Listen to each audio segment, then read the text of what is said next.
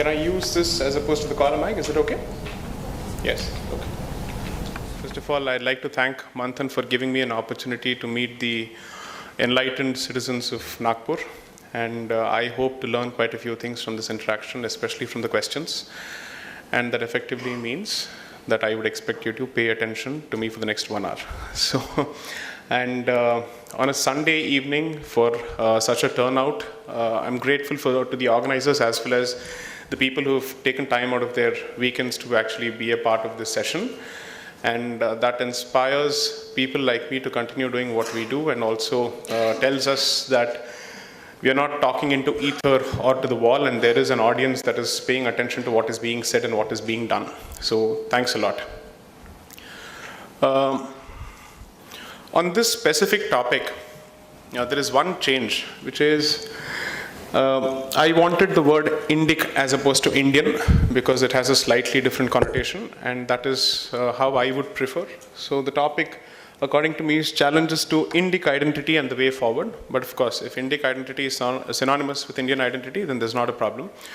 We don't know. Now, on this specific topic, I have already spoken on 2 different occasions. There is one talk on this particular issue that I think came out in 2016 and 17. If possible, please do watch it. This is not a means of self-edification, but there I've dealt with the issue in a slightly more legal manner. Then I have also dealt with the issue of Rohingya crisis in a talk that I delivered at IIT Madras around, I think, in 2016 or 2017 on the topic of Indic Renaissance. So one thing that I try and do, or I try and avoid, is to repeat myself wherever I go, and I try and not come across as a stuck gramophone. So what is it that I can actually present differently as far as the same topic is concerned to this particular audience? The one thing that I have realized over the last few months, or even perhaps, let's say, the last 1 year or so, is it is impossible to try and address even the most hardcore legal issues without touching upon history, or without touching upon societal aspects, or without touching upon human considerations, so to speak. Because at the end of the day, law represents perhaps the culmination of all these thought processes. It ultimately reflects, let's say, perhaps the end point of the journey in some way. Therefore, it becomes very, very important to understand the sandarbh, the context of the talk, before diving into the meat of the topic. So I could perhaps start with an exposition of what is the Citizenship Act, what is the Foreigners Act, what are these international principles in play, what is the meaning of illegal migration, what is the definition of a refugee, how is he different from an asylum seeker, how is an asylum seeker different from an alien or a foreigner. I can get into each of these issues. But the one thing that has become very, very relevant is the topic of illegal migration forces you to take a position with respect to one central construct: identity. And unless and until you take a concrete position with respect to identity, any argument that is presented to you with respect to the law will fall flat, because fundamentally at the heart of it, there is a disagreement on the question of identity. If you're supposed to protect yourself using the law against illegal migration, then the question is, what exactly are you protecting yourself against? And what is it that you're worried about? What is it that you're concerned about? And what is it that brings creases to your forehead that you've decided to do something about? That is the fundamental question. What is it that you hold dear about your identity and about being in this country which you believe would be undermined by illegal migration? That is the central question that you have to ask yourself. Now, unfortunately, this is a politically incorrect question. This is an extremely disconcerting question because it requires you to go down a few uncomfortable paths. You have to ask yourself a few very, very uncomfortable questions, which may or may not be secular, which may or may not be politically correct, which may or may not be palatable. So if somebody asks you, okay, if you say that this country cannot open its doors willy-nilly to any illegal migrant, what is the identity of this country? Where does this country draw its identity from? Is it the Constitution? Or does the Constitution recognize a pre-existing identity? And therefore, the Constitution is not the beginning of modern India's history, but is merely a milestone in India's history. An important milestone at that. That is the fundamental question that I think we should all ask and try and answer. So, if somebody were to believe that India has always been a land of migrants, and therefore there is nothing wrong with a new wave of migration, then it is very, very difficult to argue with that particular person on law, because there is a problem and there is a disagreement on the backdrop of the law itself, or the context of the argument itself. If somebody says, in fact, I read an article recently where Aryans, Mughals, and Britishers were lumped in the same basket, and each of them was called an invading horde or a migrant community. Now, what does that tell you? It is not possible for me to address the issue of illegal migration without touching upon the serious problems of conditioning that education has created. Because if history has been distorted, and there is absolutely no guts or gumption to talk about history with facts, dehorse any kind of sentiments, keeping aside all your bleeding hearts, your human rights sentiments on the side, and just focusing on facts, then it is impossible to have a discussion on the lessons that you're supposed to draw from history, and on what is it that you're supposed to prevent and to protect yourself from. It is always possible for somebody to say, here comes a fearmongerer. Here comes a fellow who's full of hatred, and he's trying to justify his hatred through some kind of intellectual BS. And he's trying to find justifications for it in the Constitution, which is a secular document. You must be wary and careful of this scoundrel. That's always possible. Somebody is capable of making that particular statement. It's okay. Ever since I've decided to talk on topics such as these, I've more or less ignored any kind of trolling that I'm subjected to, or any kind of politically incorrect questions that come my way. I'm happy to answer any question as long as you have the guts to take the punches which come from me after that. So you use your free speech and I will use my free speech, and let us see who wins. So that is how I approach. I have no reason to gag you at all, because I think I've done my reading. Let's see if you've done your reading, and I'll take you on. So the point is this. This is where who belongs to this land, who does this land belong to? These are the central questions, and these questions you can esotericize and you can philosophize, but these are very mundane, practical, important questions. Okay? So it's surprising that there is a fundamental bias the moment this topic is framed on these lines. Because a certain point of view has become more or less acceptable even to well-meaning educated Indians.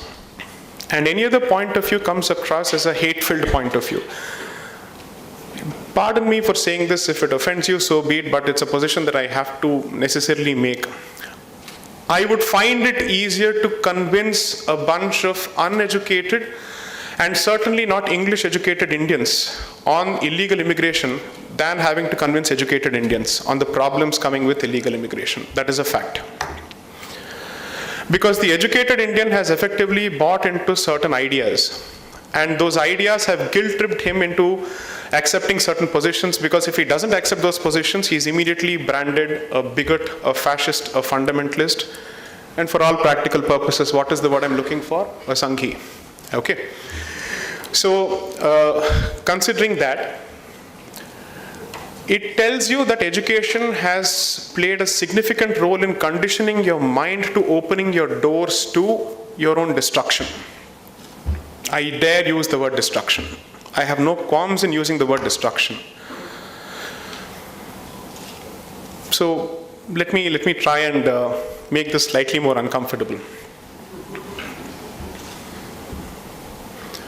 Is India a Hindu country?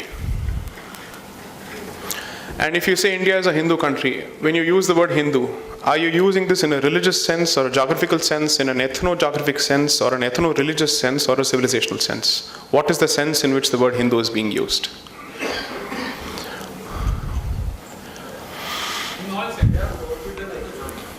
That's a good point. we are forbidden from using that particular word. But somebody said that it's in all senses. Who made that statement? Great, okay.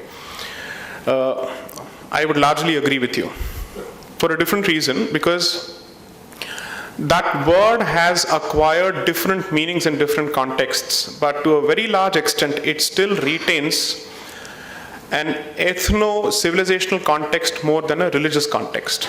Because until the colonials decided to craft and carve the word Hindu, we never used it to describe ourselves. The word Hindu practically did not exist except in colonial records.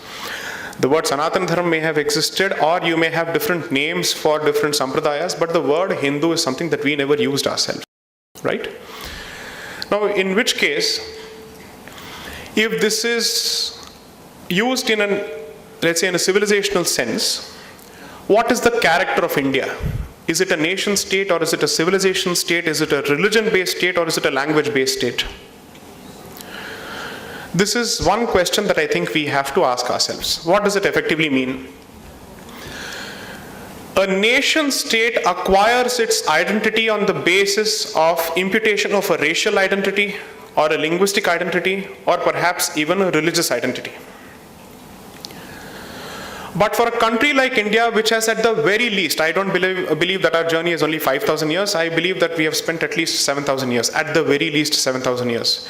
Now, if that is the journey of this particular civilization, of this particular land, the concept of a nation state does not do justice to our history.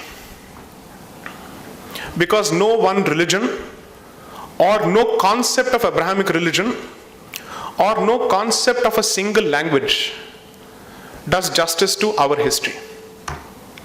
For a moment, let us just assume for a moment that there is one mother language which is effectively the fount of all Indian languages. Let us assume that is the case. While that may or may not be the case, and I'm not an expert on that particular subject, let's assume that is the case for a moment. The fact remains that every language in India has at least a recorded history of 500 to 1,000 years, at the very least. Which means it has had a sufficient period of time to find its own individual expression, to evolve its own history, to evolve its own literature, to evolve its own idiom, to evolve its own syntax and grammar.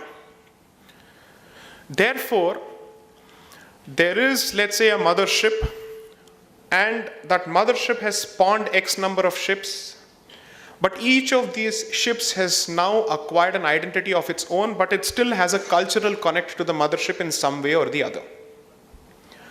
That effectively captures this concept of unity in diversity, right? But the one thing that you can confidently state is that each of these thoughts and each of these expressions, no matter how individualistic they may be, are a product of this land and this soil. It has come from here. But then what is here? Are we talking about the India that has come into existence after 1947? No. The expanse of the idea of India goes beyond the geographical borders of India of 1947. If you can still find fire temples in Baku in Azerbaijan, then there is something that we don't understand yet about the expanse of the civilization. If you're still unearthing certain idols and let's say other artifacts in the Middle East, then there is something that we have still not understood of the expanse of this particular civilization. If there was a time when the emperors of Turkey were given the title Dasharatha, then there is something that we have still not understood about the expanse of this particular civilization. The emperors of Turkey were given that particular title, then there is something that we have seriously misunderstood about the history of this particular land. Therefore, what does it mean? Now that civilizational India has shrunk to political India, after multiple ravages of time and history, what exactly are you protecting then? I believe that you're fundamentally protecting one concept, and that concept is the concept of dharma. And that concept is not a religious concept. The construct of dharma is not based on religion at all, according to us, and certainly not in the Latin sense in which religion is understood. Religion comes from religio, which effectively translates to faith. We are not a faith-based system, we are a knowledge-based system. This is a society of seekers. What does it effectively translate to? It means that notwithstanding the serious diversity of thought from the north to the south to the east to the west, the one thing that is extremely common is that you choose not to impose one way of life on another way of life, and you allow that particular way of life to survive on its own. That is the concept of a sampradaya. Which means every sampradaya has a right to exist. And whoever chooses to subscribe to which sampradaya is entirely dependent on what he believes is his ideal way of achieving, let's call it liberation and not salvation. That is how we have designed our entire society. If this is the civilizational premise of this land, and this is what distinguishes us from everybody else, because I believe that every community and every religion or every country has something to offer to the pool of global thought, and this is India's contribution to the pool of global thought. Any thought process which chooses to impose itself on the land at the expense of every other culture is necessarily antithetical to the spirit of this country. That is the civilizational process. Whether it masquerades as a religion or as an ideology doesn't make a difference, because I go by the effect and the consequence of what it does to the native thought of this country, to the native pulse of this country, to the native spirit of this country. That is the test. Therefore, your identity has always been live and let live, please don't impose. Therefore, anyone who approaches this country with an idea of conquest, either from the standpoint of religion or from the standpoint of ideology, is necessarily going against the spirit of this land, and therefore needs to be stopped in his tracks before he entrenches himself in this country. That is the fundamental position. Therefore, when the Constitution through Article 1 says India, which is Bharat, it is effectively tying constitutional India to its civilizational roots and says that India is the successor state of that particular civilization. Therefore, it becomes the civilization state and not just a nation state. What is the difference between a civilization and culture? Sanskriti और सभ्यता में कुछ तो अंतर होना चाहिए ना? What is the difference between sabhyata and Sanskriti? Civilization effectively means that your journey has been so far and so wide and so deep that you have multiple sub-identities which are part of this particular huge canvas. That is the only way you can make sense of India. Trying to force-fit European-style nationalism on India will not work. Trying to apply a Judeo-Abrahamic concept to India's native spirit will not work, because the pulse of this land is different. Each of these subcultures has a space. This is like a symphony, or let's call it an orchestra, where everyone has a role to play and everyone is equally important, without which the orchestra will fail. It cannot function. That is the concept of a civilization state. What does this mean in practical terms?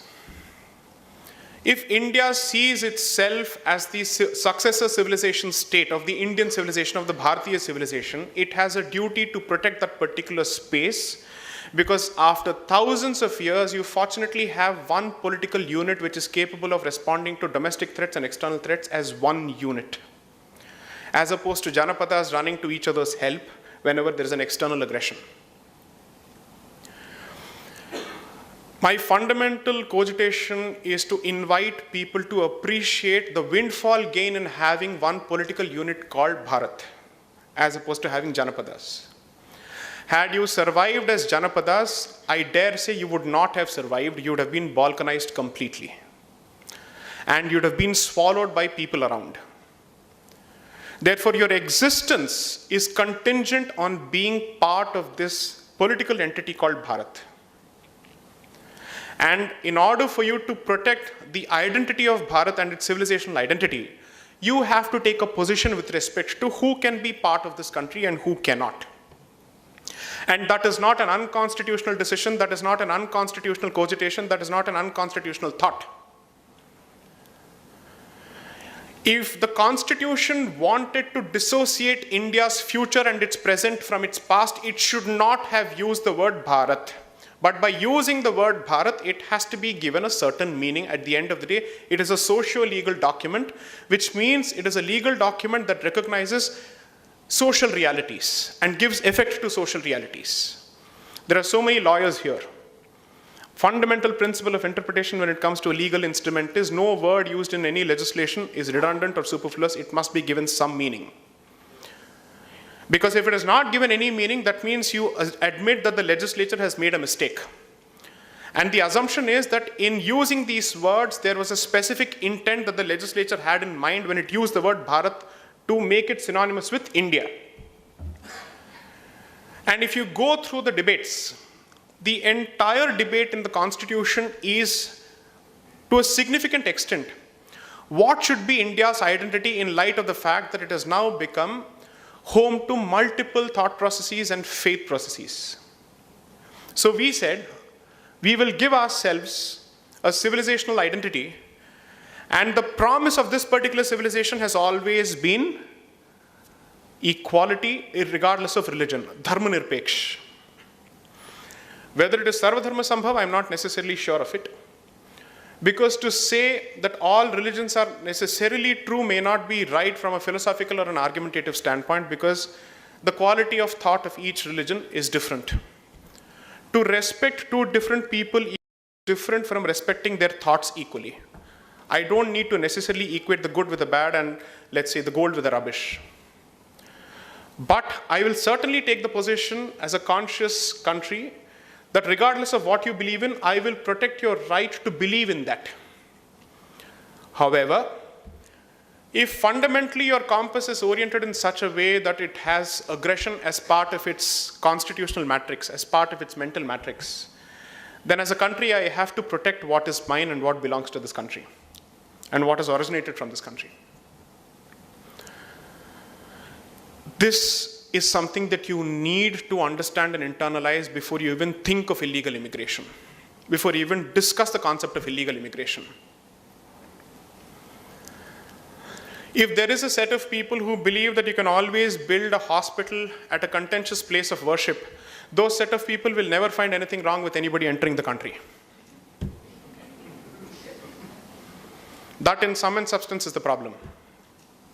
That you don't seem to understand where you're supposed to be Udarvadi and where you're supposed to hold your positions.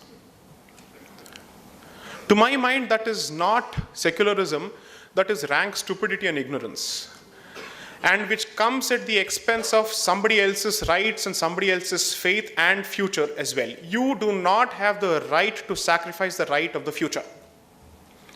You do not have the right to sign away the rights of the progeny of this country.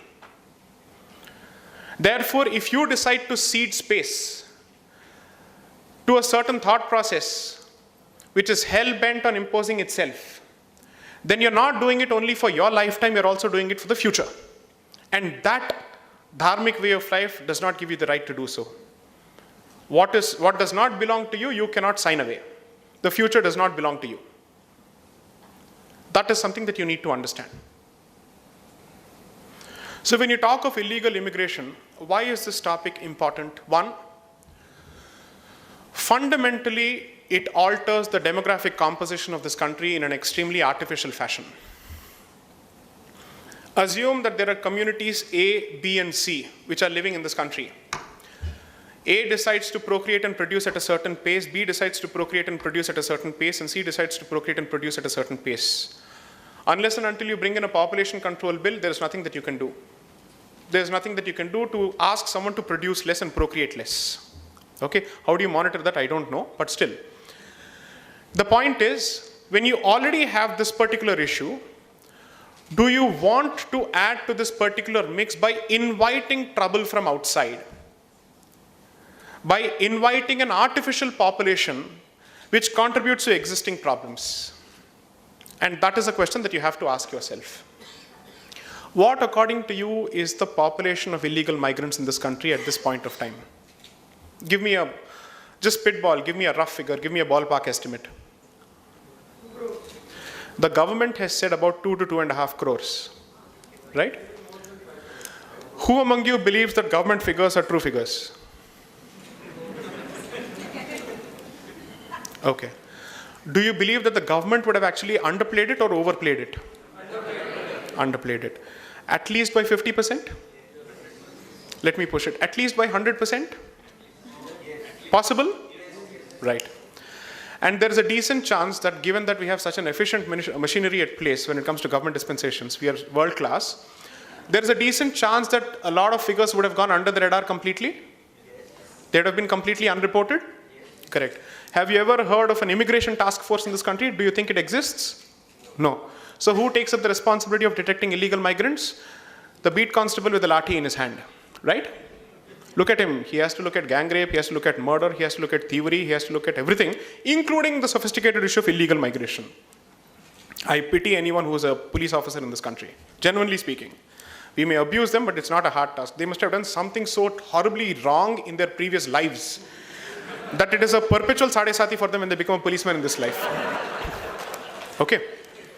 Now going by that logic, if the figure of 2.5 crores is not something that is credible or reliable, would I be wrong in saying that the figure could be close to 5 crores? Okay. Can India do without 5 crore population? Wouldn't it be better off? Okay. What if that population has chosen to become a captive audience in the hands of vested political and religious interests? Would it not create further trouble? Okay. What is the size of Indian army? 14 lakhs. 1.3, 1.4 million. Pit that against 6 crores. Who is going to protect you? Let's take only 50% of that 6 crores is creating trouble. So that brings it to what? 3 crores? 3 crores versus 1.3 million. Where do you stand? Let's assume that out of this, no, it's actually only 1 crore. 1.3 million versus 1 crore. Where do you stand? Do you have enough police constables and policemen to protect you in your states and cities? Are they so efficient that they arrive at the spot with lightning speed, even to the extent that Bollywood portrays? The moment it's over, the sirens start blaring. That doesn't happen, right? So who is going to protect you if tomorrow there is an armed mob that stands outside your gated community with your private security guards and says, send them out or we'll finish you? What do you do then? Now pray to God. This country is running only on Ram Bharose, but even Jai Shri Ram is politically incorrect today. So I don't know what to say. I'll just leave it at that.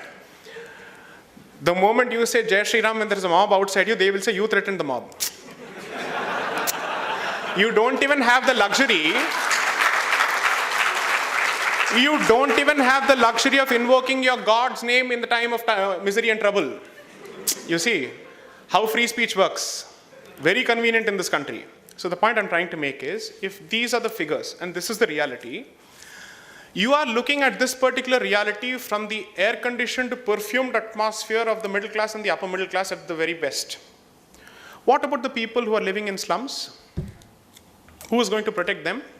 Do you think the law literally exists to protect them? No, they don't. Who is going to protect them when somebody decides to offer his services at less than 30% on a daily wage basis than the Indian? How many of you can confidently say that our Indian businessmen are so conscious and so nationalistic that they are willing to forego profits for country? Go ahead, make the statement. Let me see how many of you are confident of making that statement. If somebody decides to offer his services on a daily wage basis at 30% of the price at which the Indian laborer offers, will it not happen that these people are bound to take away jobs? Which is why I said it's easier to convince the uneducated person and the daily wage laborer of the issue of illegal immigration than anybody else, because they are bearing the brunt of it on a daily basis. Loss of lives, loss of jobs, loss of dignity, loss of honor, and to top it all, if they go to the police, they'll be branded unsecular, fundamentalist, fascist, and they can't even understand those damn words. They're like, what on earth is going on? I came here because I have a legitimate issue. My cattle is being stolen. My cattle is even being raped. Did you see the news reports? A calf being raped, right?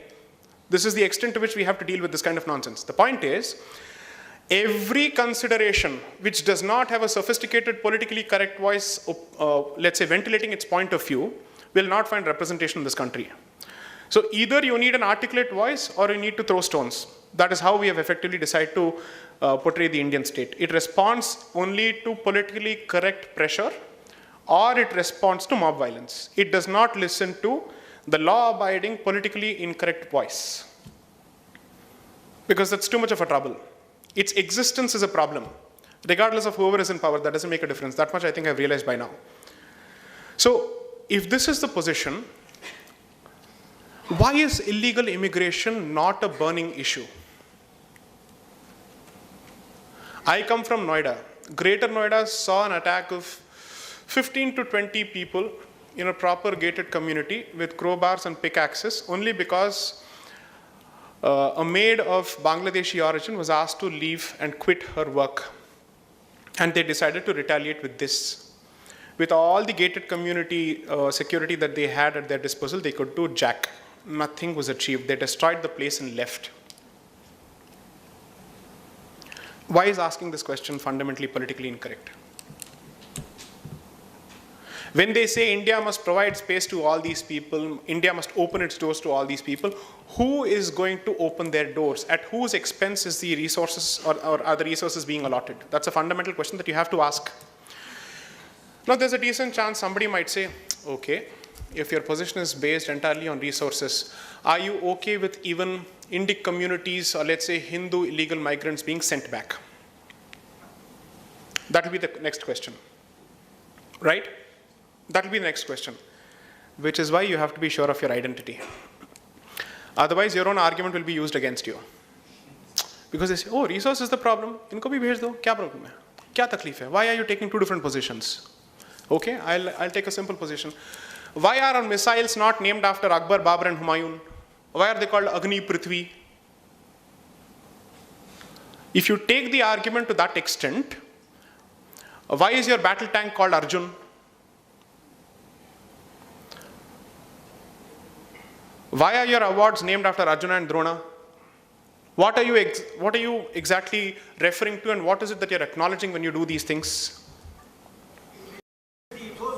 Exactly. It represents the civilizational ethos of this country and the collective memory and the civilizational memory of this country.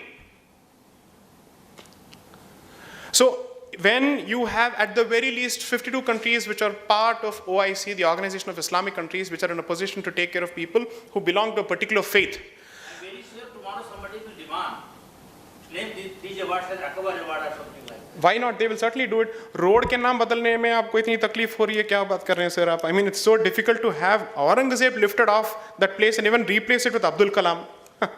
So, the point I'm trying to make is this. Which is why the more you pussyfoot around the question of identity, the more it is going to become difficult for you to take the position that India is primarily the homeland for those people who believe in India's civilizational identity, which is the Indic identity. That does not take away my promise of equality to citizens. But for you to say that I must treat every illegal migrant and every refugee at par with each other or at par with citizens, I'm sorry, I cannot accept that particular position. Today, it has come to a point that perhaps Rohingya immigrants enjoy better sanitary conditions than Pakistani Hindu refugees and perhaps even Kashmiri Hindus. That is a fact. Last summer, Pakistani Hindu refugees who were living in Delhi lived without electricity for a good 3 weeks in inhuman, unsanitary conditions. But nobody seems to know of it at all. Private initiatives ultimately help them and provide them with some kind of succor, but beyond that, I did not see any state party, any state establishment, any government, any political party, or the cultural organization taking initiative to go and help them.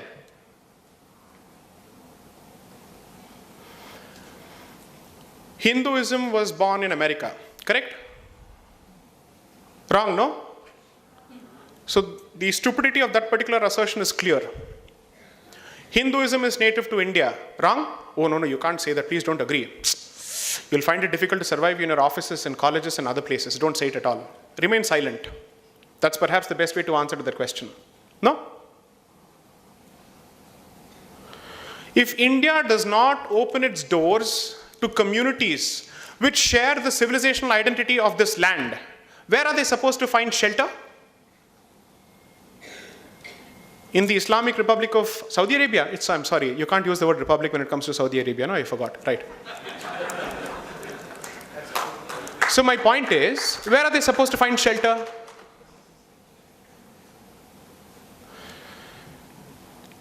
The history of this particular issue, now I'll come to the issue. So when Bengal was partitioned, can somebody tell me when? 1905? Lord Curzon, he did it, right? Right, okay. So when he decided to partition Bengal, he decided to do that to create or to sow the seeds for a Muslim-dominated province. And which is why they decided to give East Bengal to these people. Surprisingly, the Dhakeshwari temple after which Dhaka is named is in East Bengal. Anyways, the point is, that is when, in fact, if somebody were to perhaps pay a bit more attention to the seeds of the movement for partition, they did not start in Pakistan, they started elsewhere. The leading intellectuals came from Bengal for partition.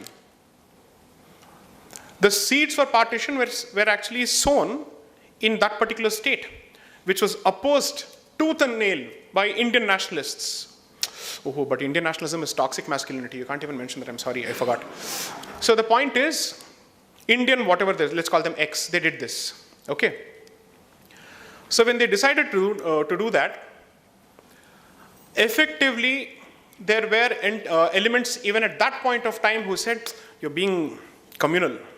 I'm sorry, this is not the way to communalize this particular issue. It's just a political decision. It has got nothing to do with religion. Anything that has to do with one particular religion has got nothing to do with religion. As simple as that.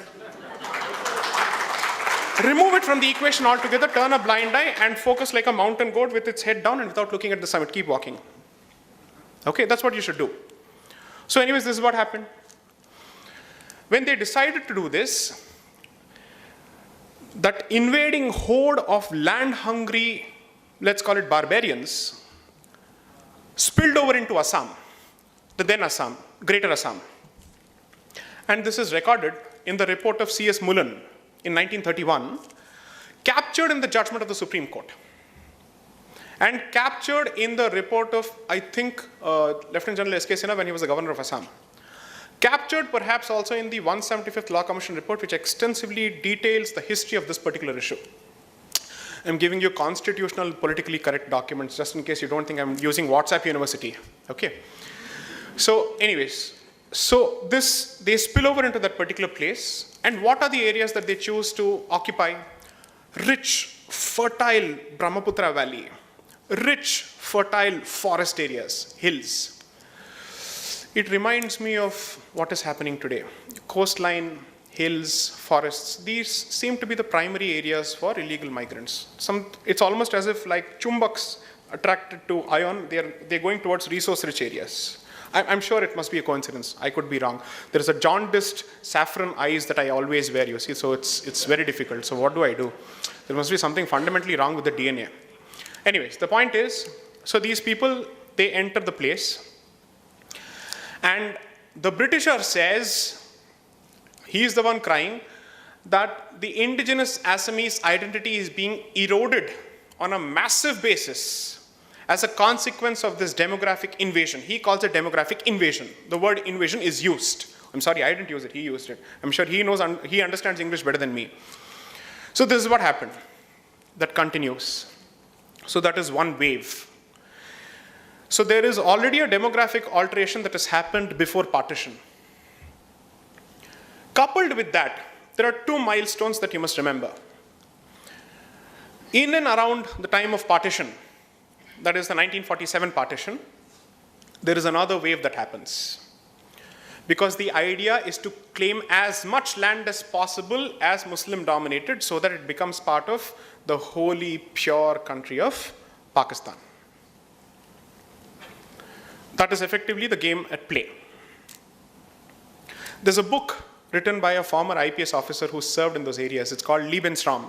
Effectively, that is the word that was used in the Nazi regime. Lebensraum means the free living space. Nazis decided that we are the master race and Germany is too small a country for us to live and digest. So let's do something. The whole world belongs to us. So let's find free living space for the entire master Aryan race because we need resources. So let's find those places where there are enough resources. So let's go to the Rhine Valley in France. Let's go to Czechoslovakia. Then let's go to Poland. Let's go to each of these places. So that is the same strategy that is being employed here, that go and settle in those places where you find extensive resources and decide to grow in massive numbers so that it becomes difficult for anybody to even think of deportation. That is effectively where we are today. So this happens. Then they decide that, okay, we have to somehow expel these illegal migrants. So we come out with a 1950 legislation called the Illegal Migrants, Expulsion of Migrants from Illegal Migrants from Assam of 1950. That legislation comes about. But the good part about Indian laws is that they're very static. They stay. They do not believe in enforcement at all. Implementation is something that we don't believe in at all. We basically say we are thinkers. We are not doers. Why should we act on what we have decided to think? So let's leave it at that. Let's leave it at that. Let us see how beautifully it stays at one place. So it stayed. Then history decides to act. How does history decide to act? So, okay, perhaps religion did not have a role to play, but over 3 lakh people or over 3 million people were killed in East Pakistan. People who were killed were Hindus, but I don't know who killed them. Okay, I really don't know who killed them, but they were killed. I'm sure they were killed because they were Hindus, but I'm sure the motivation was not religion. I'm very, very sure of that. Okay, I'm absolutely sure of that. It was only political calculation at play and nothing else. Only politics. Human beings are all about politics. Religion, no, only for others. Okay. So anyways, without any religious motivation, people of a certain religious community were killed. What happens then? 10 million people pour into India. And India says, either you handle your problems or I'll be forced to step in because I'm your neighboring country and people are pouring into my country. So then is she Miss or Mrs.? I still haven't been able to decide. Okay, but maybe then Mrs. and now Miss, because politically correct usage would be Miss now, even for someone who existed before. Otherwise, I'm sorry, you're going against feminism, so it's Miss Gandhi, okay? So what Miss Gandhi does is that she says, you get your act together or I'm getting into the place. So she decides to act. And from 1961 onwards, in fact, that particular issue has been festering. They keep pouring and pouring and pouring and pouring because atrocities are happening on a daily basis without any religious motivation, but still we keep coming here, okay? Then we act. Then what happens is Mujibur Rahman and Indira Gandhi enter into an agreement, a 1974 accord. Before that, the fount of all that is great in this country, Nehru, entered into a pact with Liaquat Ali in 1950. Basically saying that I will protect your religious minorities and you will protect my religious minorities. We somehow seem to have done a very good job of it, but they have not done a great job of it, but I'm sure religion did not play a role there, okay? So this happened. So until 1971, the population of non-Muslims in the land of the pure was 23%. And it came down to 3% because 20% of the Hindu population lived in East Pakistan. So that entered the account of today's Bangladesh, erstwhile East Pakistan. What happens then? Systematically, that number dwindles, partly because these guys are rushing here because of persecution, increasing radicalization. I'm not sure, okay, some form of radicalization happens in Bangladesh. And therefore these people say, no, we can't survive in this country. Our temples are being killed are destroyed for political purposes.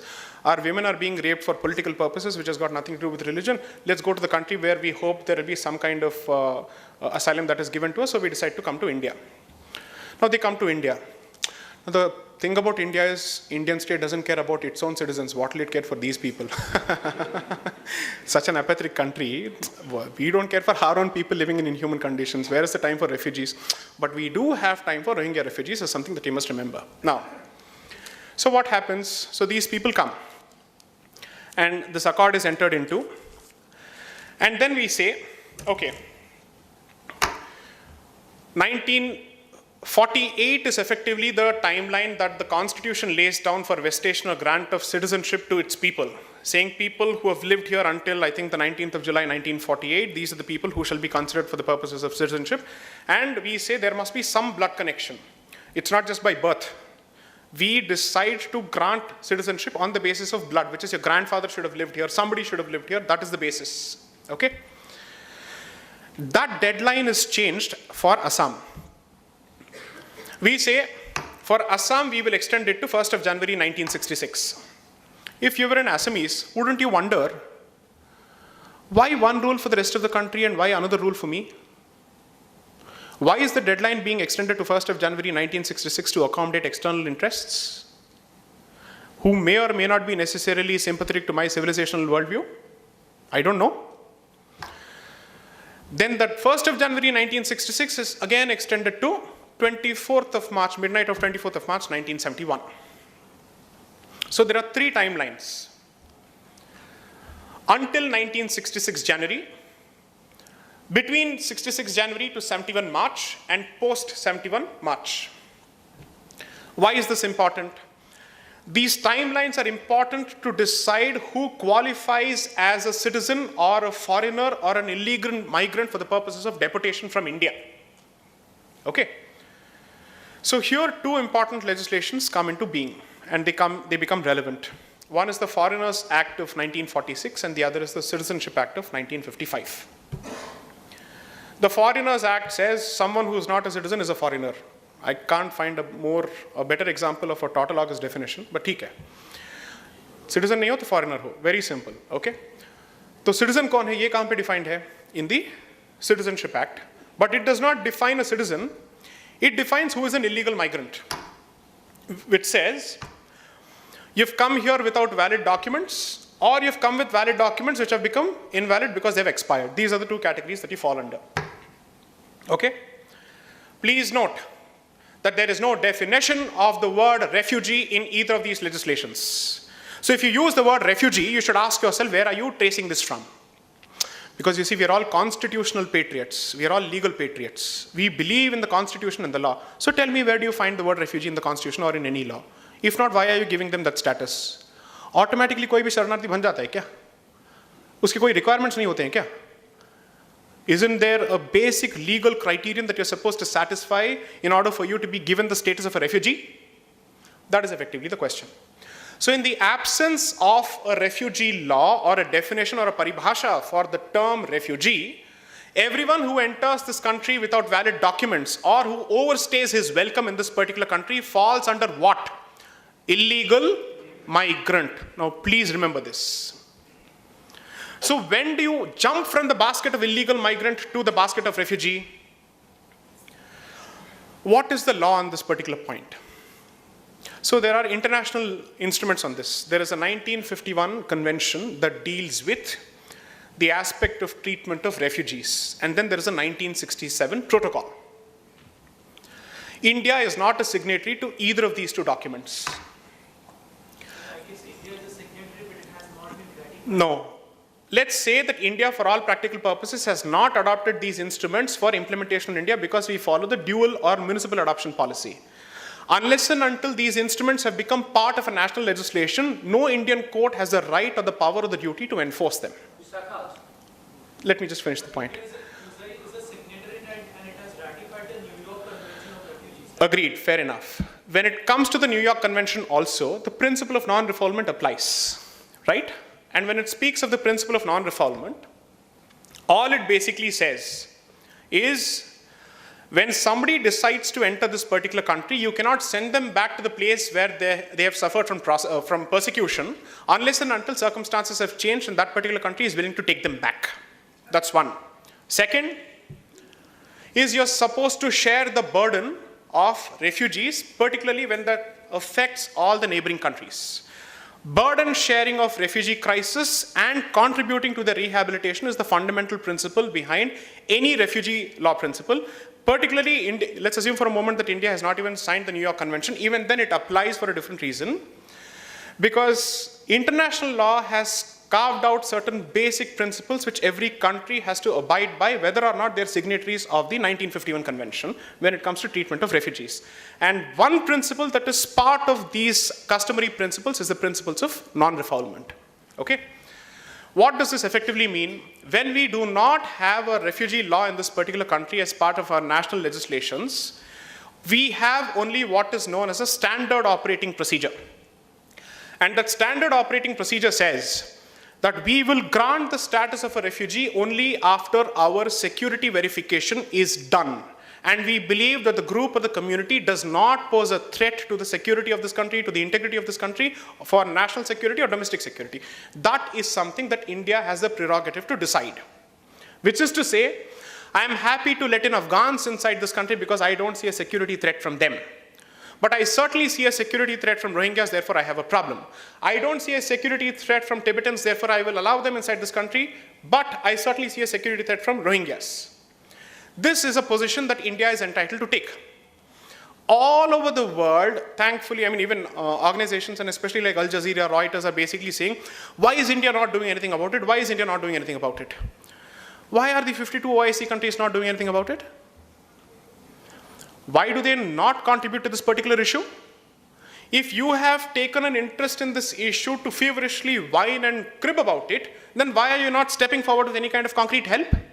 And when you make the allegation that India has done nothing, I'm sorry, India has spent millions of dollars, among the first few countries to send relief equipment to help Rohingyas, to ensure that they at least have the equipment to live in sanitary conditions, was India.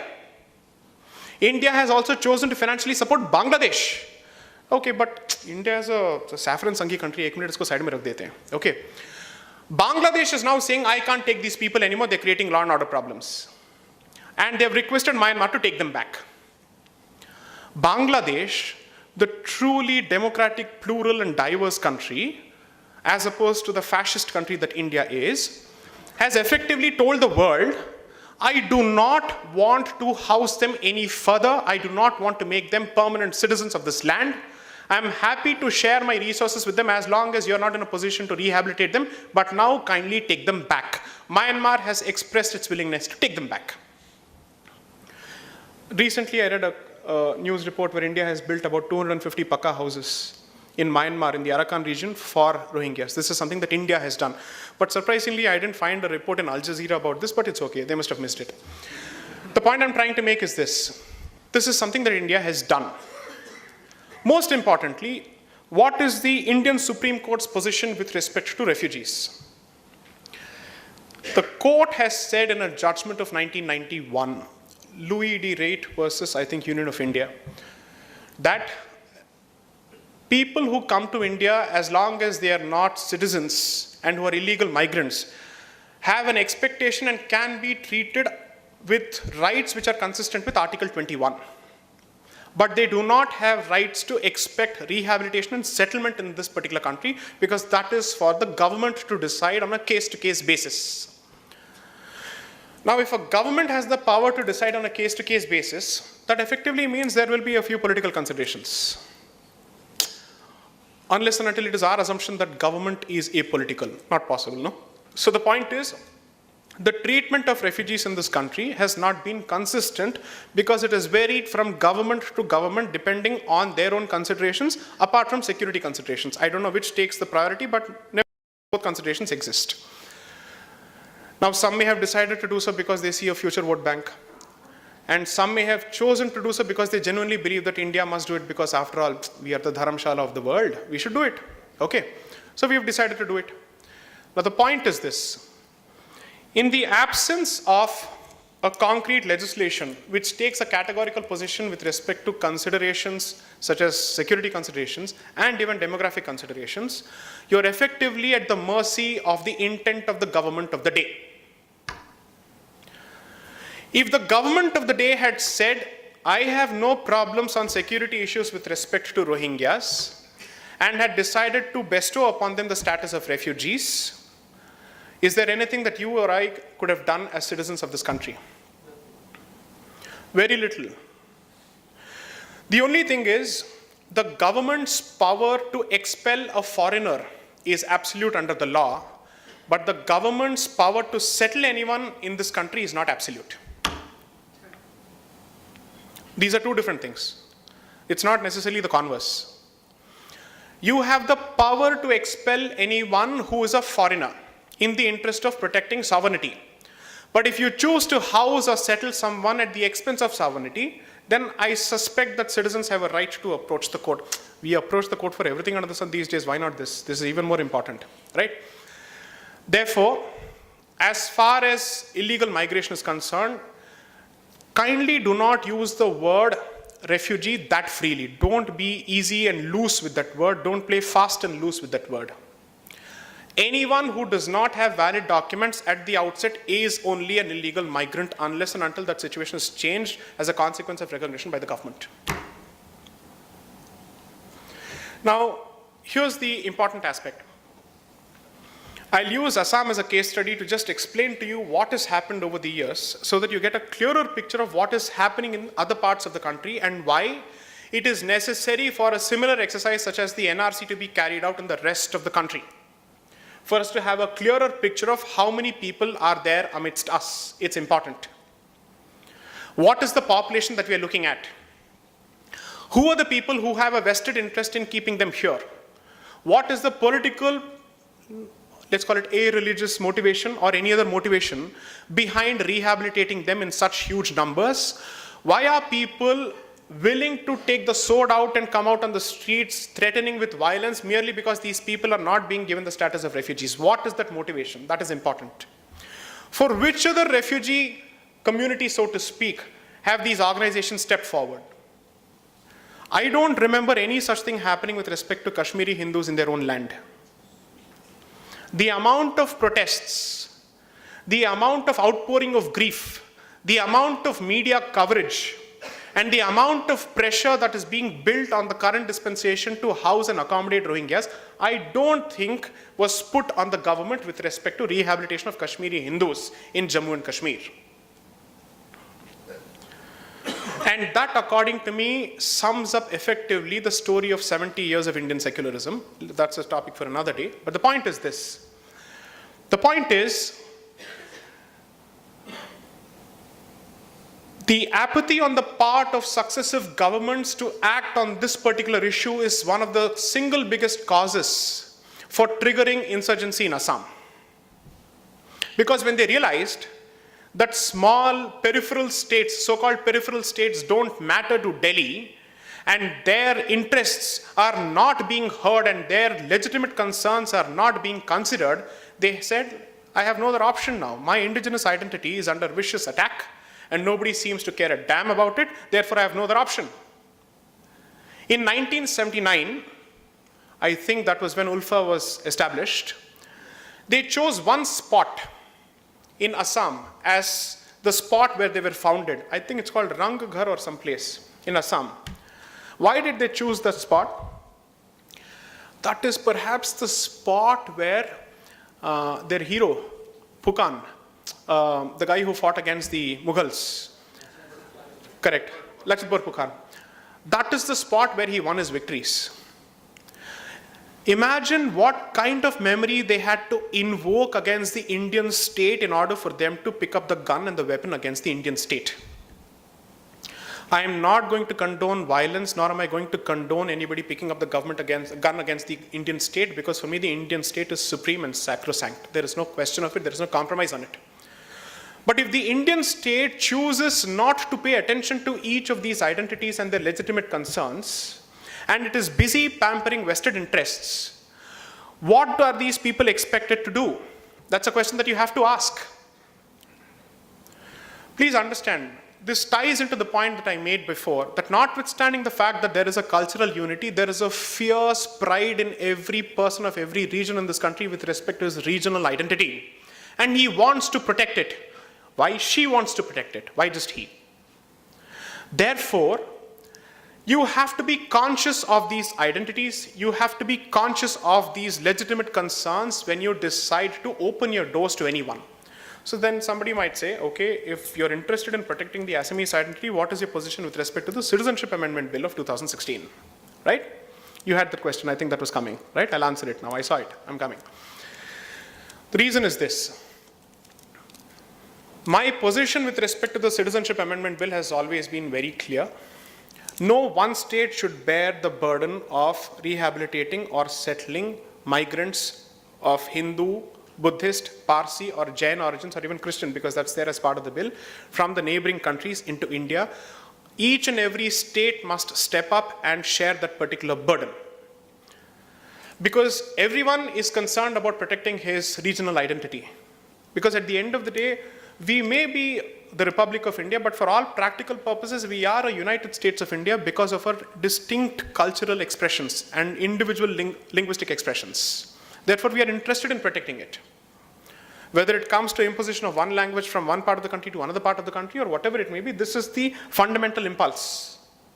So when it comes to illegal immigration and Citizenship Amendment Bill and refugees, let's take a consistent position. Instead of actually playing footsie with each of these issues, let's see what is the position that I am advocating.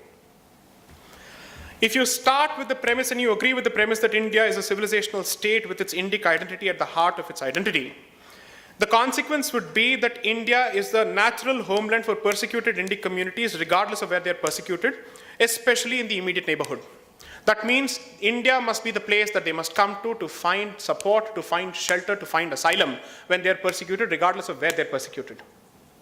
However, when it comes to anybody else, India has a right to apply its right of positive discrimination when it comes to security concerns and demographic concerns. That is the position. If this position is something that somebody finds convenient, then I'm sorry to say you have not learnt your lessons from history. The Constitution is not a book of history.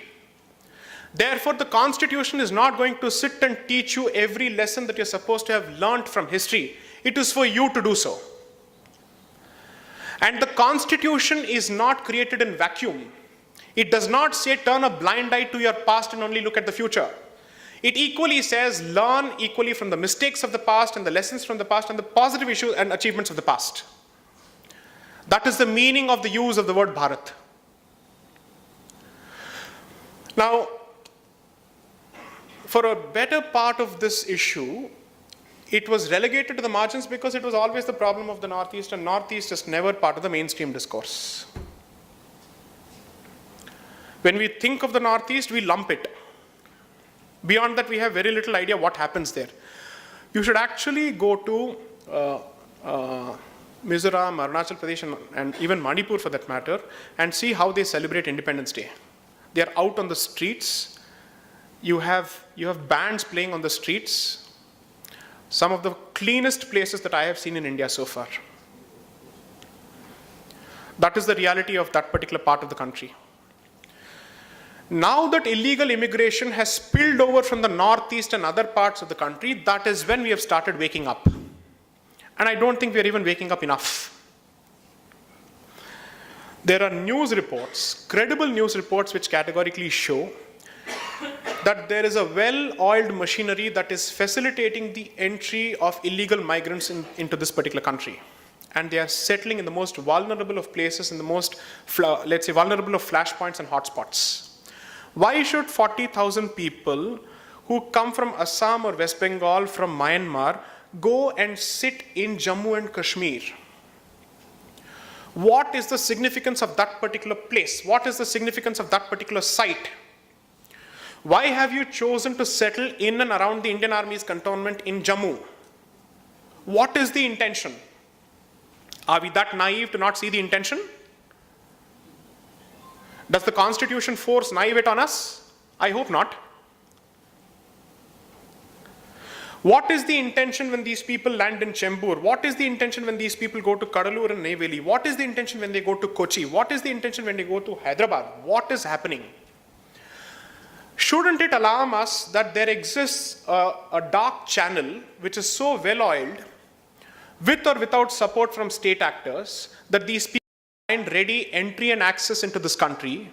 They have Aadhaar cards. They find jobs immediately. There are enough people who immediately step up to rehabilitate them in this country. Something is going wrong somewhere, terribly, and at the expense of our future. This is not fear-mongering. If someone says this is fear-mongering, I'm sorry to say you're being apathetic and stupid. You just don't seem to understand the legitimate concern that is coming here. If demographic balance or imbalance has shown itself to be detrimental to Indic communities in the past in modern Indian history, are you saying that demographic balance is not a legitimate concern for the future? Don't people have a right to even voice this particular opinion? Unfortunately, peer pressure, political correctness, the forced atmosphere of a skewed version and definition of secularism prevent you from asking these questions. And you will never be exposed to data or statistics on this particular point. In 1999, when the 175th Law Commission report was being published and prepared, the figures then were as follows. They categorically said 1.5 to 1.8 million illegal immigrants are entering the state of West Bengal annually. Sorry, this was 15 to 18 million, that's 1.5 to 1.8 crore annually. In light of these figures in 1999, is it truly your case that only 40 lakh illegal migrants have been found through the NRC exercise in Assam? Why just West Bengal? Do you know that Maharashtra was mentioned as part of that particular report, I think in para 3.2? The figure was close to 5 lakhs or 6 lakhs. Delhi was mentioned. So in 1999, somebody had already raised a red flag with respect to this particular issue. And today we are in 2019. And it is our case apparently that there are only 40 lakh illegal migrants in Assam. Frankly speaking, all other priorities and concerns need to be put aside, and you have to put a pin on it, and you have to initiate an NRC exercise on a war footing across the country. Foreigners tribunals under the Foreigners Act must be set up across the country and not just in the Northeast. You need to set up a proper immigration task force, and you need to fund it properly to ensure that they have the power to detect and expel. You need more judges for this, you need more lawyers for this, you need more constables for this, you need more policemen for this. You need more technology to detect each of these things, and you need to ensure that the porous border, it's about 400 kilometers and odd, that's the only strip which separates Assam from Bangladesh, which is singularly responsible for that massive an infiltration. This is an infiltration, it's not an immigration. This is an invasion, it's not an immigration. Unfortunately, what is the word that I'm looking for? The esotericization of this topic in human rights terms, without paying attention to the other considerations. I am absolutely open to considering the human rights angle of this particular issue, which means that India, which aspires to be at the very least a regional power, must step up and must earmark resources to support these people wherever they exist. And when people come to this country, you treat them with dignity and you ensure that their conditions are sanitary. I am not against that. But the very fact that they have an open access to India and they're able to walk into India as if it's a walk in the park is seriously problematic. The first duty of a state, whether it's a nation state or a civilizational state, is to protect the integrity of its borders. And if you tell me that demographics had no role to play whatsoever, or has no role to play whatsoever when it comes to national integration or sovereignty, then effectively you turn a blind eye to the two-nation theory which led to the partition. Or you're turning a blind eye to a non-political, non-cultural, non-social, non-economic consideration that's playing itself out in Kashmir.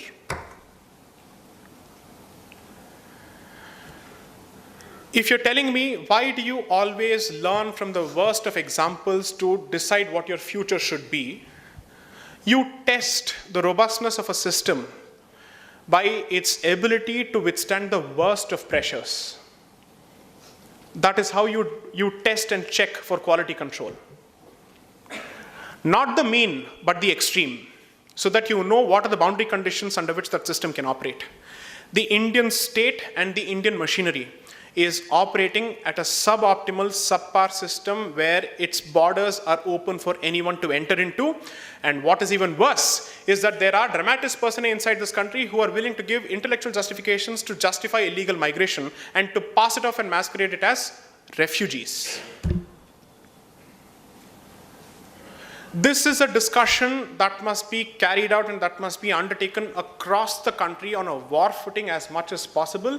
And take it from me in writing that if you were to reach out to people who are actually daily wage laborers and workers, you will find massive data and support coming from them for this particular issue, because they are the ones bearing the brunt of it. You don't lose a job because of illegal migration, at least not today. You don't lose land, at least not today. But who is to say what will happen in the future? Look, which was the American consulate which was attacked in India? In which city was it located? Was it in Mumbai? No. Calcutta? No. Hyderabad. Hyderabad was the place where the American consulate was attacked. So if I were to find that these illegal migrants of a particular affiliation seem to be gravitating towards one particular place, which already has a history when it comes to terrorism-related activities, is it not something that must ensure that your antenna goes up and says, okay, I need to sit and take a look at what's happening? Forget Hyderabad, perhaps that's an unorthodox example. Why is Jammu and Kashmir and settlement around Jammu and Kashmir not raising enough eyebrows?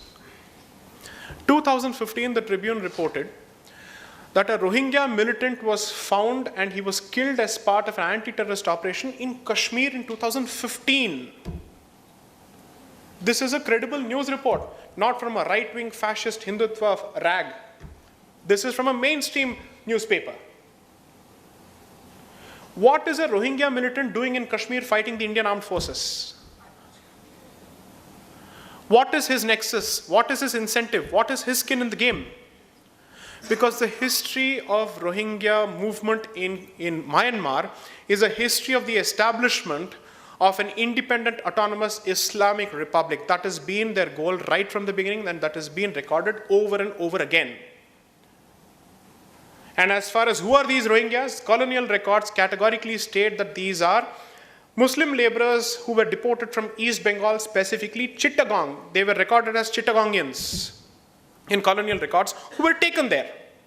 Somebody is bound to say, you seem to have a problem with one particular religion. I'm so sorry. I never made a statement against any particular faith because I believe that the Indian brand of Islam is a different brand altogether, and that is the brand I subscribe to, assuming that there exists such a brand. And if you disagree with it, then there's a problem with you, not with me. Right? You believe that there exists a brand of Islam called Indian Islam. I agree with you. These are the people who, according to you, have not subscribed to the two-nation theory. Fantastic. I agree with you. In which case, I have a problem with someone who subscribed to the two-nation theory. At the end of the day, whether you call it Bangladesh or not, they were the ones who voted for East Pakistan also. What else are we talking about? I would strongly urge you to try and apply common sense as opposed to allowing a candle and a bleeding heart to dictate your decisions. You don't need to take a walk to Jantar Mantar in India Gate to decide all of this. Maybe, I don't know what is the hotspot here for these things in Nagpur. That's the hotspot in Delhi. But the point is, for a moment, you have to apply only facts. Be mercenary about these aspects. Because if you allow yourself to get mushy and if you allow yourself to get soft on these aspects, whether you pay the price for it in your lifetime or not, the future is certainly going to pay the price for it. That is a fact. I would seriously urge the citizens and the enlightened citizens of Nagpur to put pressure on your elected representatives to initiate the process of NRC in the state of Maharashtra. And the numbers will shock you and scare you. When the numbers truly come out, then you'll really know what is the real situation and where you have landed yourself. If somebody decides to come to this country for better economic opportunities, let him do so legally. Come here, ask for a job. If Indians have the right to go and work in any other part of the world, others should have the right to come to India and work here. I don't disagree with that. But why illegally? Apply to India, come here. At least make sure that your presence and existence is known to authorities. Why do you keep running away from the authorities and ensure that your existence is under the radar? What is the intention? How is it that those people who always seem to have a particular victimhood complex I mean specific organizations, not communities, of course. These organizations are the ones who are stepping up to support illegal immigrants. That means they clearly see a potential resource in them. They potentially see an opportunity in them. They see a manpower in them. They see numbers in them.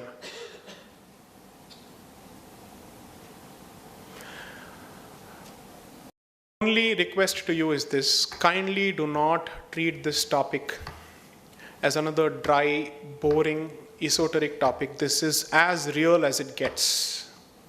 This is as practical and as mundane as it gets, because it affects your immediate future, not the far future, the immediate future. In the next few years, you'll start seeing the consequences of this. Questions, please.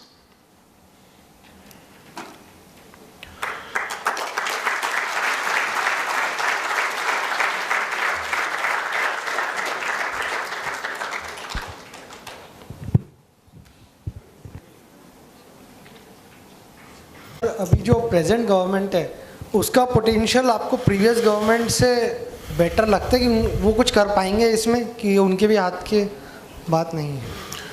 2014 के manifesto में उन्होंने कहा था that they will deport and expel every illegal migrant, and they also made the statement that persecuted Indic communities from across the world will find shelter in this country. This is not the first year of this government, this is the 6th year of this government. Okay? पिछले 5 साल में आपका analysis क्या है? What do you think? Do you think they've done enough? Okay, then you've answered the question. I didn't have to answer the question at all. Okay, let's put this, let's just do a poll here. How many people believe that the government has done enough on the aspect of illegal migration? Not done enough, but they have moved from 0 to 1 at least. And what would that be, sir? Just explain what is 0 to 1 in this case. This government has not done it. Okay, so what have they done? Saying is not doing, so what have they done? They just started thinking in that direction. In which year? 2019. What did they do in 2014? When did the Citizenship Amendment Bill come about? 2016. What were they doing from 14 to 16? Thinking. No. Okay, so here's where I don't disagree with you, but allow me to disagree with you on something else. The tragedy of Indian politics is the tragedy of poor expectations and low expectations. Because the one before, no, I'm not blaming you, sir. All I'm saying is the issue is so critical that somebody comes from negative to 0, it becomes positive. Okay? I certainly believe that this government is saying all the right things.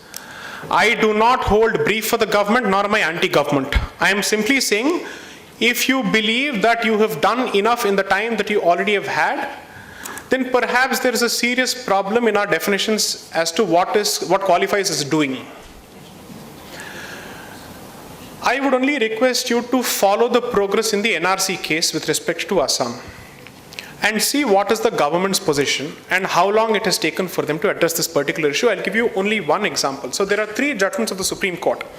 One in 2005, one in 2006, and one in 2012. 17th of December 2014. Okay. 2005 judgment was called Sarvananda Sonowal versus Union of India. 2006 judgment was also called Sarvananda Sonowal versus Union of India.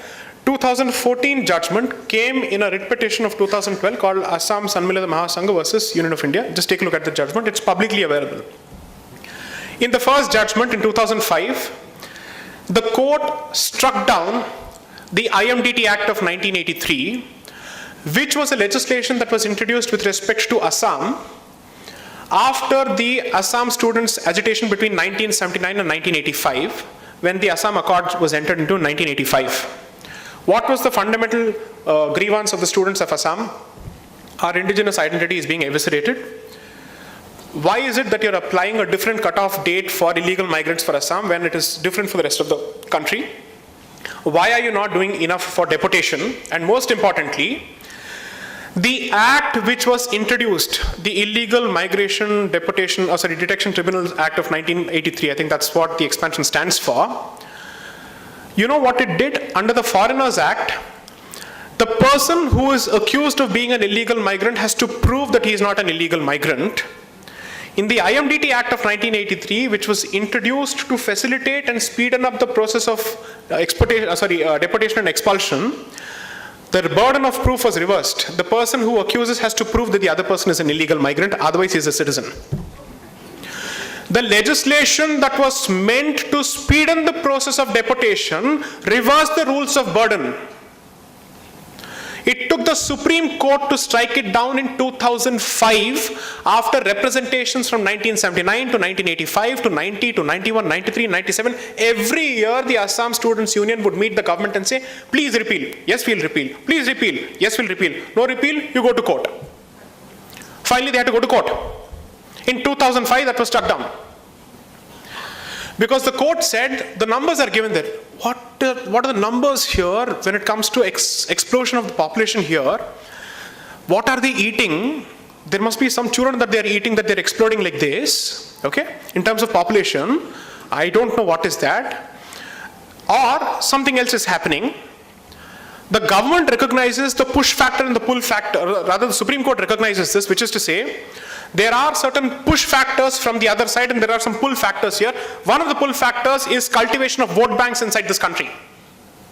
The Supreme Court recognizes this. And then the Supreme Court recognizes 3 lakh cases initiated. How many people deported?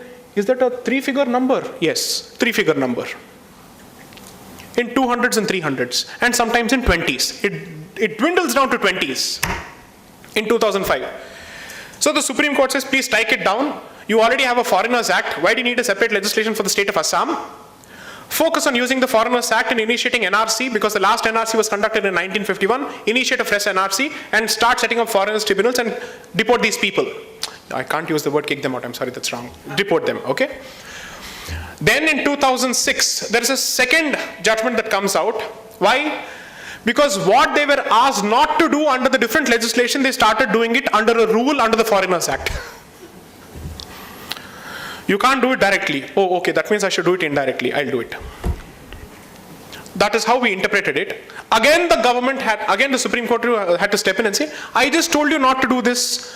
That doesn't mean that you can do it under a different legislation. So this happened.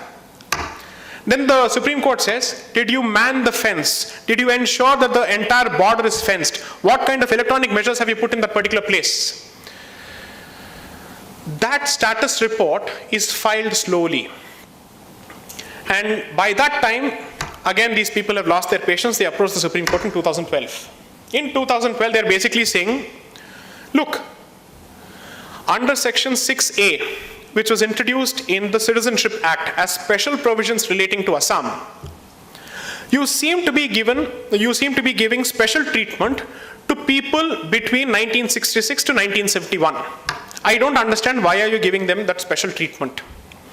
First you said it's 1966, which is the cutoff. Then you have gradually pushed it to the 24th of March 1971. They challenged that particular provision, and that provision and that challenge to the provision continues to be before the Supreme Court from 2012. We are in 2019. Why? Because the Supreme Court had basically said this requires a larger bench, a 5-judge bench. The 5-judge bench is yet to be constituted over the last 7 years. Okay, and the judgment in that particular case, the interim judgment, was passed on the 17th of December 2014. I suspect this government came to power in the 16th of May 2014. Correct? Okay. The government's position there was, there's nothing wrong with that particular provision, it's perfectly legal and constitutional. You tell me I'm wrong. I will name the lawyers who appeared, who represented the government. Not that they did anything wrong. They're only representing the government. They're only messengers. They can't do anything wrong. But the point is, the government's position is on record. This is a judgment of Justice Rohington Fali Nariman and Justice Ranjan Gogoi when he was not the Chief Justice. There is a website called indianqanun.org. Any law student will tell you that. It's publicly available. Just search for Assam Sanmilit Mahasangh, that word, on Google, and this will be among the top hits you'll get for this particular judgment. Read the last few paragraphs, where the court has given detailed instructions to the government, asking them to do the following things with respect to the border, and keep filing status reports in terms of their progress. This was 2014. Now I would request you to try and find out, and all of this is publicly available, the affidavits that the government has filed from 17th of December 2014 with respect to the progress after the directions were given. Okay? Once you read that, then you should ask yourself, ये minus से zero हुआ है या minus two minus हुआ है और अभी तक जीरो नहीं पहुंचा है. पॉजिटिव की बात तो छोड़ ही दीजिए. I am merely saying, whatever political drama is played or whatever it is, I am not even going to get into that. I am simply saying that the issue is beyond politics. It requires serious political will and commitment and realization that even if this government believes that it has a future and it will be re-elected in the future, it cannot hope to be re-elected if there is a demographic alteration, period. Okay? As simple as that. There is, in fact, I am saying, I'm dangling a carrot. You have a political incentive to act, so please act. You don't care about dharma, you don't care about civilization, you don't care about identity. I'm sure you care about that blessed four-letter word. What is that? It starts with F, no, V, vote. Okay. So that four-letter word, vote, matters to you, right? And since it matters to you, protect your vote bank at least. I'm giving you a naked political incentive, do it. Because if that is the only way to push you in that particular direction, I'm happy to push you in that particular direction, because our lives, our futures, our careers, our land, our civilization is at stake. Our way of life is under serious threat. Okay, next question. Good evening, Mr. Deepak. Congratulations for a very effective and very informative lecture. Thank you. And we are, I think, one in telling that we learned. But I have a small question, and that is doubt. Okay, sir. So far as NRC for Maharashtra, Assam, and everywhere you are asking, see, in our country, the land belongs to very limited people, upper class people or some people with lot of money. Lot of nomadic tribes are there who are Indians, but they do not have any document, land or any proof to prove that Right, sir. they belong to India. Right, sir. Especially in a country like ours, where in Bihar that river which is flooded and crores of people have lost their property, document. Right. Similarly in Assam, everywhere this happens. Right. So what measures the government is likely to take to ensure that those indigenous people, especially the tribes people, Correct. they are not branded as an illegal migrant? Brilliant question. Thank you so much. I agree with you. So, when the Assam Accords were entered into, 2 points were considered. That under the IMDT Act, when expulsions happened, some genuine Indians were expelled. Okay, people of Assamese origin were expelled. This is one of the considerations and one of the concerns that they expressed to the government, that the sword that you have dangled, it seems to be cutting both ways, that people of this country are being kicked out and those who do not belong to this country are not being kicked out. So effectively, more than causing, or let's say more than addressing the problem, the legislation is exacerbating and worsening the problem. That's the position that they came out with. So to address this, specific operational measures were put in place, which is to effectively say, apart from you saying who you are, assume that you do not have documents.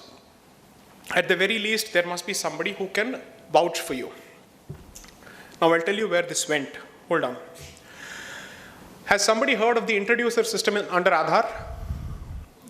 Assume that you do not have any documents, then the village officer or the panchayat head can effectively introduce you as a person who he recognizes, and on that basis Aadhaar can be granted. This is how it actually started. Because the concept of UIDAI was primarily conceived of to address this question with respect to illegal migration. Except that suspicions or apprehensions were aired to say that the dispensation which introduced it, I don't think it was the BJP dispensation, it was the non-BJP dispensation. When it introduced it, there were zero controls, as a consequence of which it would end up legitimizing everyone. Okay? Then they decided to add safeguards.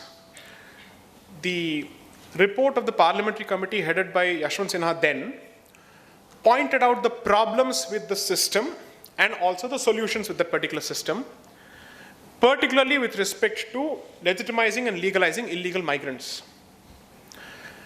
Frankly speaking, it remains my belief that those safeguards have not been introduced even today when Aadhaar has been mainstreamed, as a consequence of which you regularly read reports of fake Aadhaars being issued all over the place or Aadhaar cards being issued to illegal migrants. Okay? And legal citizens not getting there. Correct. So one of the things when... There was a report when Nagaland has started NRC. Right. And people from Rajasthan who settled there, I think 100 years before, in Dimapur, they are being branded as foreigners. Understood. I didn't know of this, but thank you for enlightening me with the nugget of information. I'll read it up. The one thing that also, with respect to Aadhaar, that people have aired, and as a legitimate concern, I'm not digressing, is when you try and use biometric information, particularly if it happens to be a daily wage laborer, his fingerprints are usually wiped off. They don't exist. Okay? And over the years, it only worsens. Each of these problems has been highlighted. In fact, there is a YouTube video where I think a kg of tomato was recognized as a human being by the system. Okay? This also exists. And this is not an extreme example. These were live examples which were aired as concerns when these so-called technological measures were being introduced as part of the Aadhaar system. Okay? Therefore, if you ask me as to what is the safeguard, I'm going to ask the safeguards that you employ for the purposes of grant of a passport, the safeguards that you employ for the purposes of verification for a driving license, at the very least, try and employ those safeguards even when you try and grant Aadhaar or for NRC. A police verification. Okay, somebody might say, but yes, you can manage even that. There is frankly no end to that because I don't think there is any foolproof system. But the one thing that you can certainly try and do is you create a deterrent for anyone who tries to screw around with the system. Particularly if he happens to be a member of the dispensation, a member of the government or a public servant who facilitates the grant of rights to illegal migrants or access to resources to illegal migrants. He must take the rap on his knuckle for any consequence. Then there is some kind of a deterrent. But precisely to address this, a completely parallel standalone system was recommended in the 175th Law Commission report and nobody has bothered to implement it so far. That was a report that was commissioned and published under the dispensation of Sri Atal Bihari Vajpayee. Not by an adversarial dispensation, but by the Vajpayee government. I don't think that report has got its due. There are so many recommendations there where they say that if assume for a moment that you're not in a position to convince the other country to take back its citizens, ensure that these people are categorized as stateless people, they are not given voting rights, and they do not have the power to purchase immovable property because land is a precious resource and they cannot have access to it. Specific recommendations coming from experts on this particular point of view. So at least if you start thinking on those lines, I'm sure some solution will evolve. But the fact that you're not even thinking on those lines is where the problem is. Yes, next. I let the moderator decide who's supposed to ask the question. Throw light on one contradiction. Yes, sir. एक अंतर्विरोध की तरफ सिर्फ ध्यान आपका आकर्षित करना चाहता हूं। जी बोलिए। कभी-कभी केंद्र करना चाहता है जी। लेकिन राज्य उसमें सहयोग नहीं देगा, जबकि इलीगल माइग्रेंट को बाहर निकालने के लिए जो यंत्रणा की आवश्यकता होती है वो राज्य सरकार की अपनी है। जी सही कह रहे हैं। और दोनों के पॉलिटिकल इंटरेस्ट क्लैश होने के कारण जी ये समस्या से समाधान नहीं निकल पाता। ये कई दफा देखा था। जी करेक्ट। तो इसमें कानूनी या what is your opinion about this position? Okay, sir. Okay. Just, I think it's a very good question. Let's address it from a factual standpoint today. The largest political party in the world is in power in at least 19 states. And it is in power at the center as well. Right? इनकी membership तो इतनी बढ़ गई ना? No, I'm not saying that. No, I am saying something else. I'm absolutely open to try and answer questions which are genuinely pointing towards counterfactuals or let's say hypothetical situations. आप सही कह रहे हैं. I'm not denying that at all. Okay, but when it is possible for the government to actually initiate this exercise in states where the same party is in power, what happens then is this.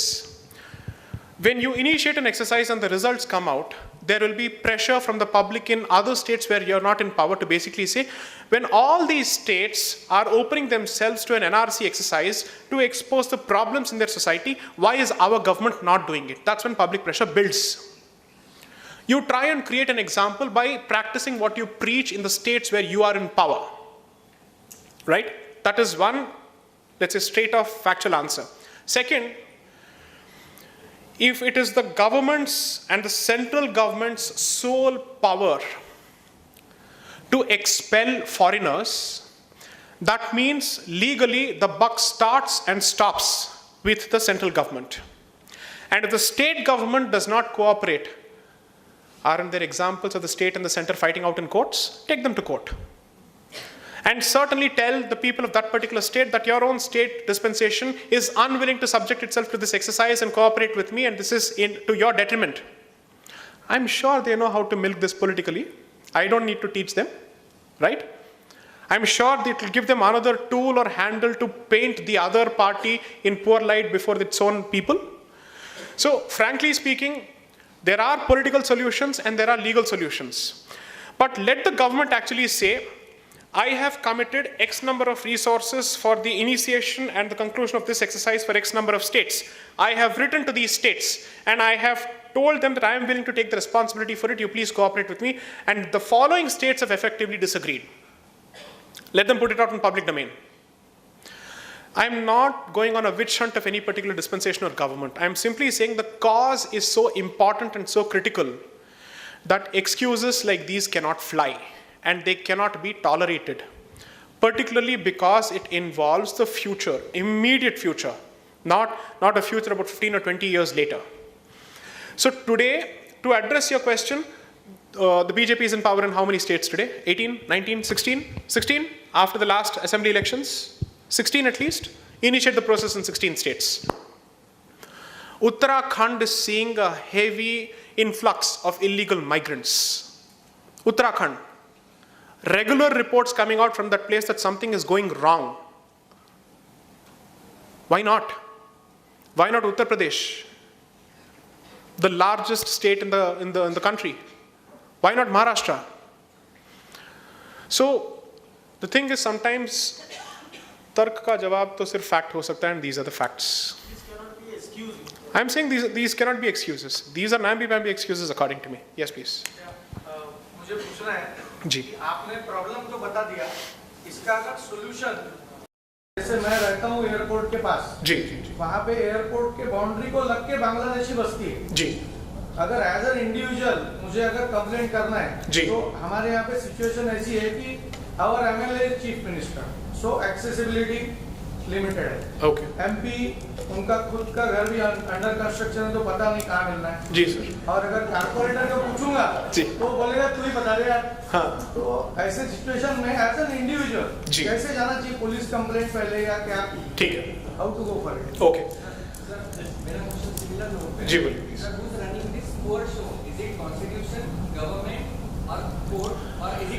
The public revelation is I'm hard on hearing in one ear, so kindly give him the mic. Sir, who's running this poor show? Is it constitution, government, or court, or is it us? What show did he say? Poor show is Poor it? show. Like this, illegal immigrant and Okay. Okay. ठीक है. See, in a democracy, I think at least the initiative or the responsibility for starting an action lies with the government. If the matter ultimately goes and gets stuck in the court, keep blaming the courts. At least then the government has an excuse to say, मैंने तो अपना काम कर दिया, अभी court में अटका पड़ा है, मैं क्या करूँ? Let them at least do that.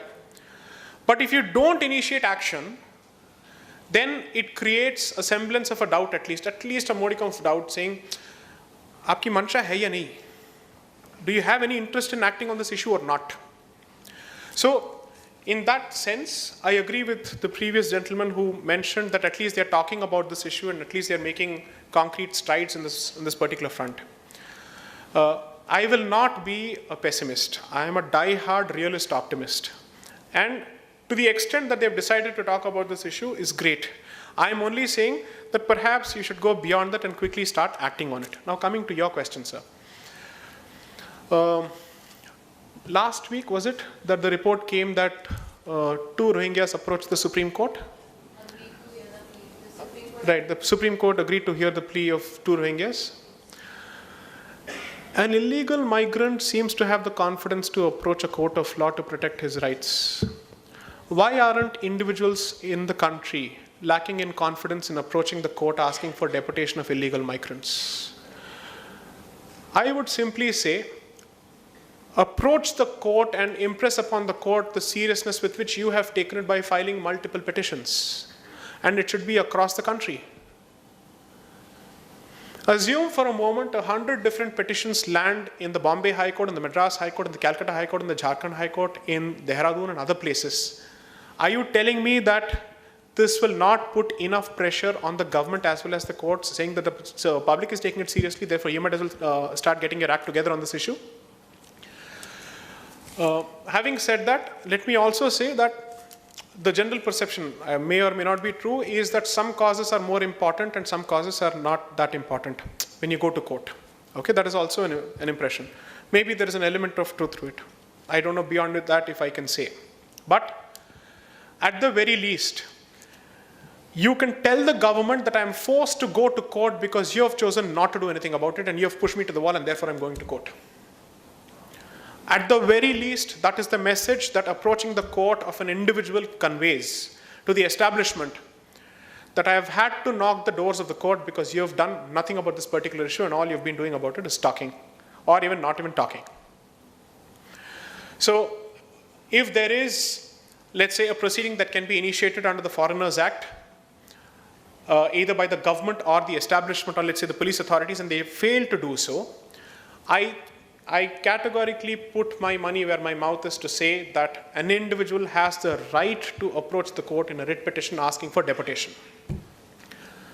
Try filing that particular petition. If it doesn't work, then we'll see, but this is something that you can certainly do. Because it's surprising that the other side has the confidence to approach the court for everything.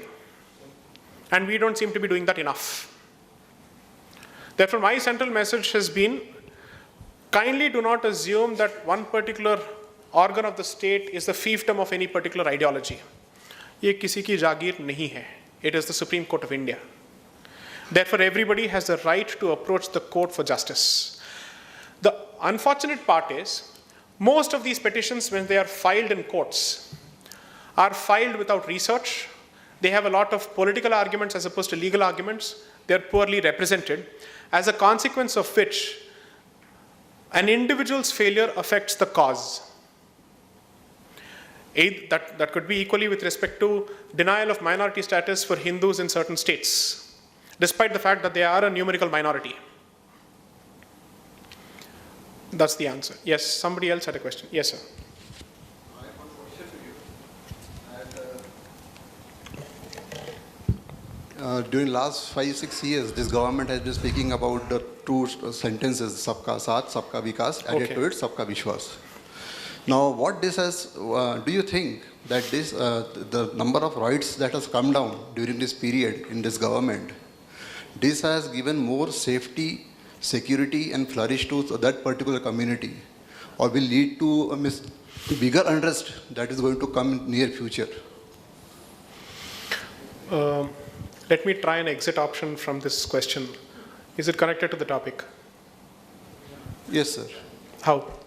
Because what I feel is if a particular community is feeling more safe. I'm not running away from the question. Explain the relevance and then I'll answer. Yes. Because once, if you're asking about the Indian identity. Yes. So Indian identity, does it only mean that we are talking about Hindus? Okay. But when it comes to other religions that are in this country, and, and if you are afraid of one particular community in particular. Right. So if they are feeling safe, because the number of rights have come down. Right. They are feeling more safe, they are feeling more secure, now they are flourishing more. Sir, but I am told that they're all scared. This is what you have.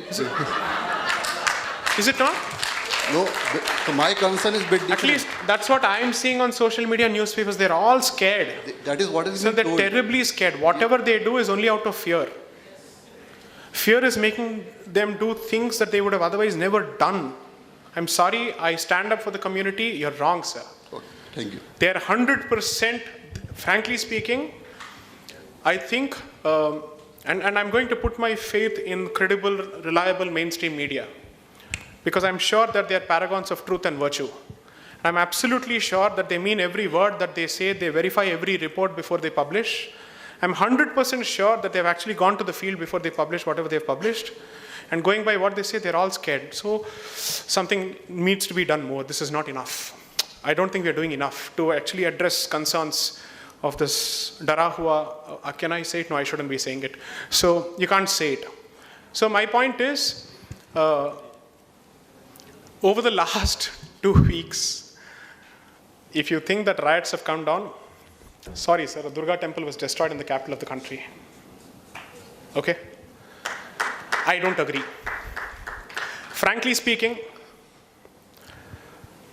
antisocial elements and elements who have a vested interest in fermenting and spewing communal violence have gained more traction, especially after the 23rd of May 2019, as a consequence of which there have been a spate of incidents. I am not going to hold any particular community responsible. I'm simply saying that as long as India continues to be a soft state where there is no repercussion or deterrent for any kind of crime, anybody will get away with anything. Nobody has the fear that a certain act will translate to a certain legal consequence and it will come back to bite him.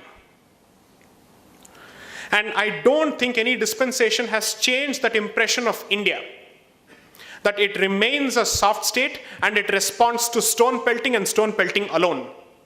And that impression needs to be changed. If you cannot change that impression with 303 and you couldn't change that impression with, what was it, 282, what are you going to change it with? With 543. Then effectively it's only an excuse. Or karunga. This is an Akshay Patra. It can take more votes but cannot deliver.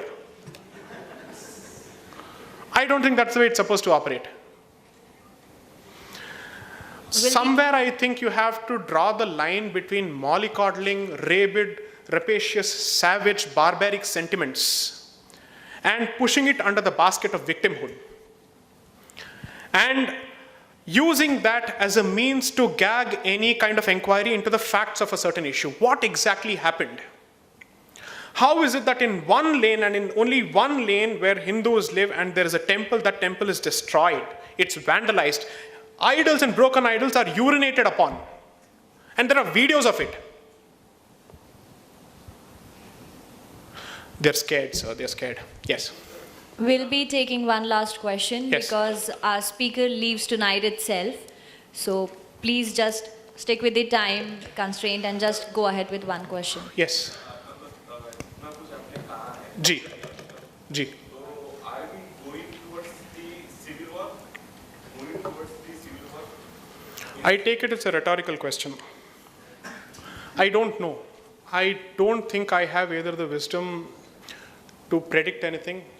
Someone who... जिस तरीके की परिस्थितियां 1947 में पैदा हुई थी, उसी तरफ क्या हम अभी जा रहे हैं? नहीं सर, उससे बदतर स्थिति है अभी. Because at least then you could openly stand up for your rights. And people who would have stood up for your rights would be open about it.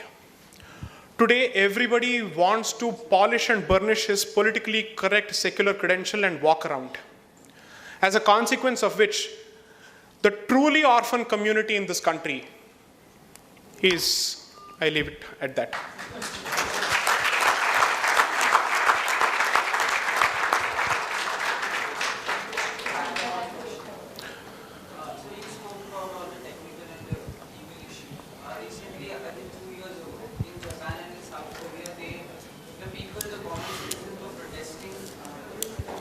The common citizens were protesting against a huge volume of migrants coming from the Middle East. Correct. And the basic argument of those people in South Korea and Japan was that, they're not Japanese or South Korean and we want to protect our values, whereas they do take in people from Thailand and so on. Correct.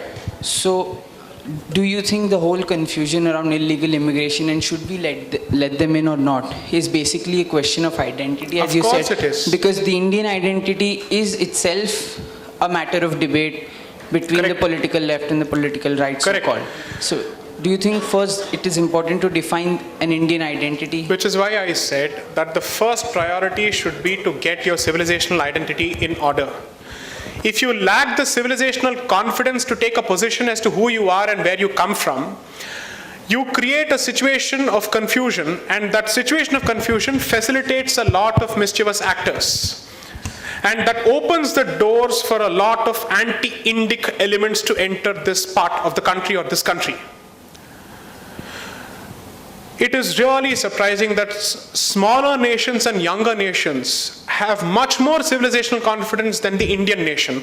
Poland has the guts to openly stand up to the BBC and the rest of the Western media to say, we will do what is in the best interests of our people, period. We do not care for the opinions of BBC. That is the clear statement that the Polish foreign minister comes out with.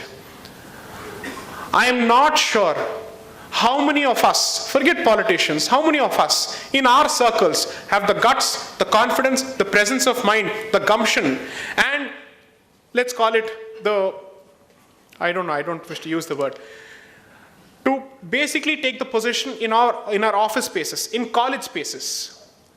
The moment you see yourself outnumbered by a certain point of view because there is peer pressure and because that's a politically correct opinion, you either keep your mouth shut or you change your opinion, or you say, no, I have got nothing to do with politics, why should I get into this issue at all? If that is the spineless, gutless position that you as a private citizen take in your private circles, you're bound to produce people who represent you like that. Because you are throwing up that options as a society. They have not come from anywhere else. I'm sure that God did not send them. In which case I have to perhaps become agnostic or atheistic. But the point is, these are the kind of options that you have thrown up from your midst, and you have given them the right to write your destinies. And they don't seem to have the confidence to openly say, what are you telling me that after 2000 years, and at least from 700 AD, after going through such nonsense, I still don't have the right, the freedom and the liberty to say who I am and who this country belongs to and what is its civilizational identity? I've still not used the word religion. I'm saying civilizational identity, because it is all encompassing. Thank you.